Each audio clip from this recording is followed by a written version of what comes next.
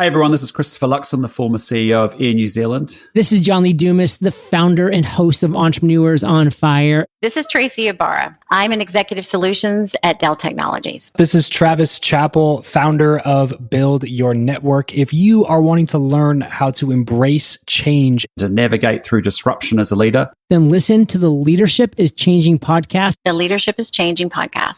the Leadership is Changing podcast with my good friend, my very good friend, Denis. Welcome to Leadership is Changing. Each week, we and our guests provide information and insights through exploring leading change. This is taking your leadership to another level by finding the balance between executive excellence and personal well-being through stories that inspire real change.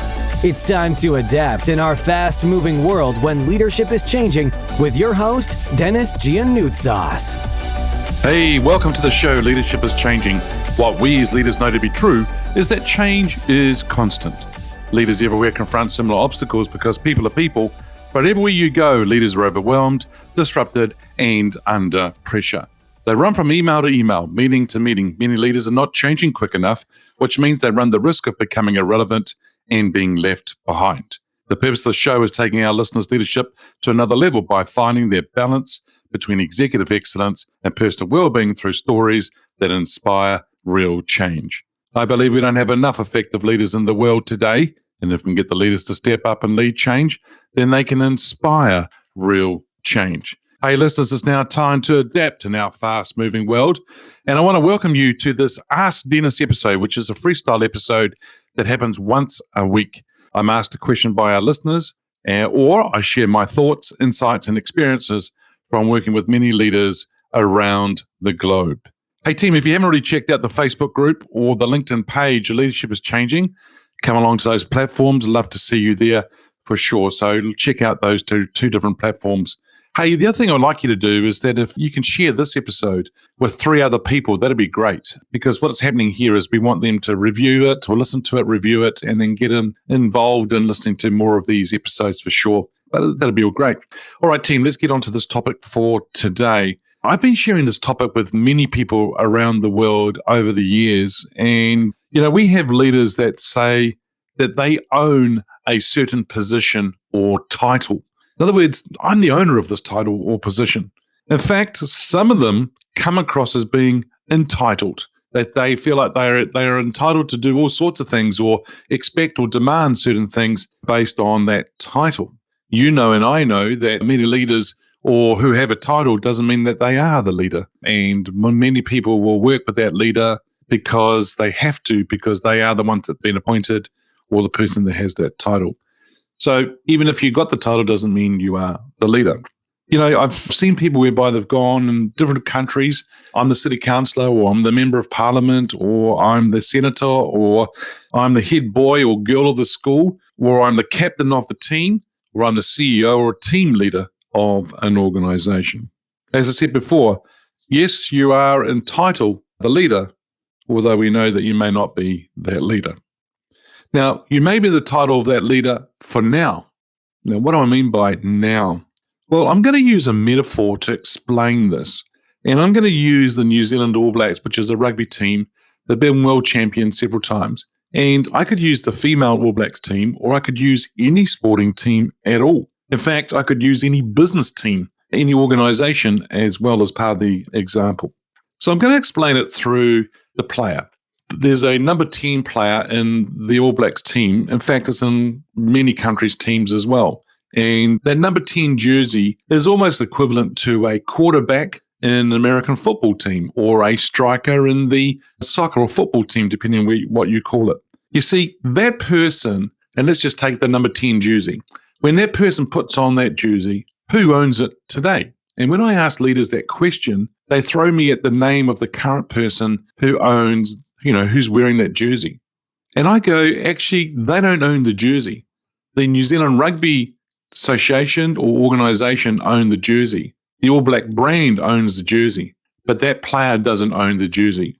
You see, no one owns the position.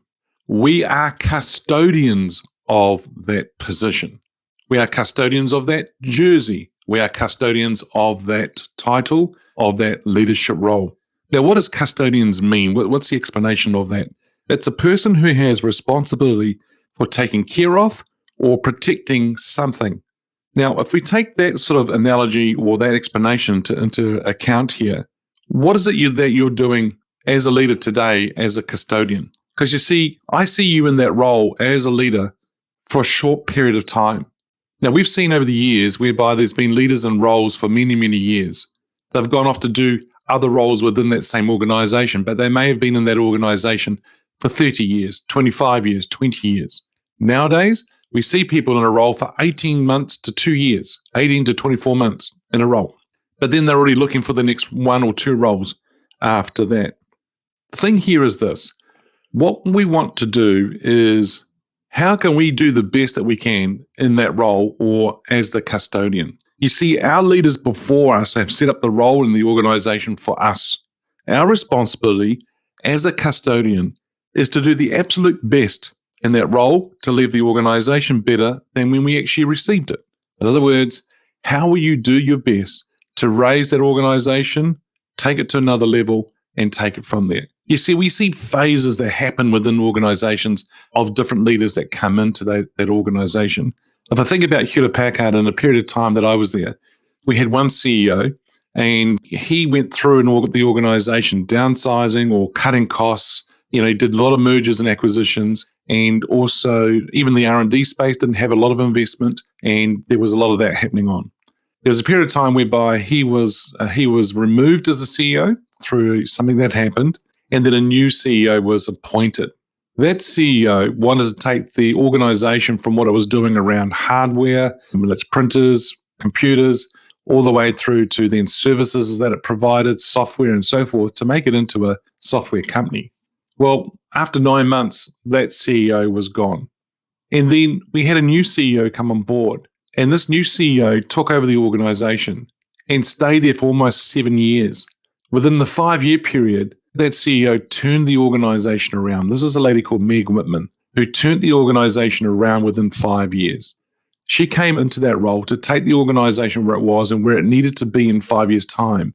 And she did that. So she was the custodian of that position for that period of time. And so what's really interesting here is that what can we be doing in actually building our legacy for the future? If your organization is 20 years old today, then what are you doing today to build the legacy for the next 20, 50, 100 years ahead of you? You see, those leaders that have actually built the organization before you, they set things up beautifully for you.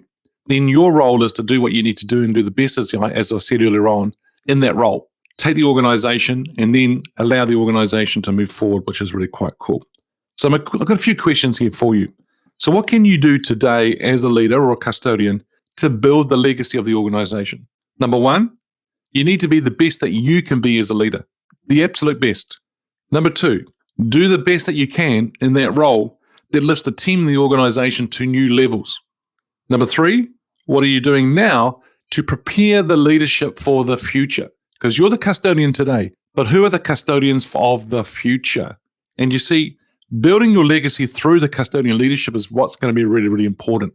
And so what are you doing around that space? Team, I think you need to take time out to think, strategize, plan, and then execute on that plan in relation to building a legacy through custodian leadership. Being a leader has massive responsibilities. My question to you is, are you really up to doing it? Do you really want to be the person that's actually going to take the organization forward? And if you are, great. Then go out there and do the best you can. And if you're not, great. Then get out of the way and allow others to come through as custodians to take over the organization to move forward. That might sound a bit harsh, but you know what? The organization deserves the leadership that it gets. And it deserves leadership, and it deserves great leadership, world-class leadership.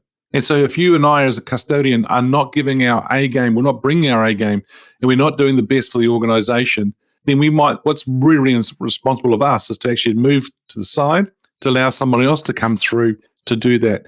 And we've seen this time and time again, where leaders have actually moved to the side or left an organization and allowed another leader to come through, and things have gone on to become better and stronger and fantastic. So be the custodian that A, leads from the front, B, is an awesome role model, and C, builds the business with the legacy in mind. You see, for all of you right now, you've got this opportunity in front of you. Be the custodian that you want to be. In fact, part of the thinking and the strategizing should be whereby you start to think about what do you want to be known as? What kind of custodian do you want to be known as in the future? And then go out and then do that. But then also with the legacy of the organization in mind, that's a bigger picture than just you or I. See, the organization is a big organization. It's an organization, but it may not be big. It may be smaller, but it's an organization. That organization can move forward with you or without you. We got a certain time period in our roles to do what we need to do to move our organizations forward. Hey, listeners, if you haven't already checked out the Facebook or the LinkedIn group and page, then go ahead and do that. We'd love to see you there on those platforms.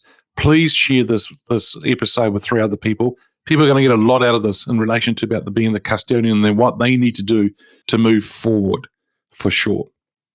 Hey, listeners, what we as leaders know to be true is that change is constant. Change is incredibly scary, especially with the unknown and unfamiliar territory. It's time to adapt in our fast-moving world when leadership is changing. Look out for the episodes as they're being released. Download them, have a listen, put a review and a rating. Share them with your friends, your family, your network.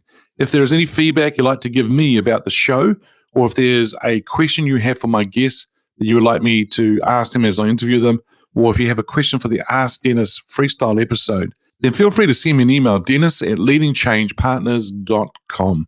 All right, listeners, thanks for tuning in today. Until next time, bye for now. Thank you for listening to this episode of Leadership is Changing with your host, Denis Giannoutsas.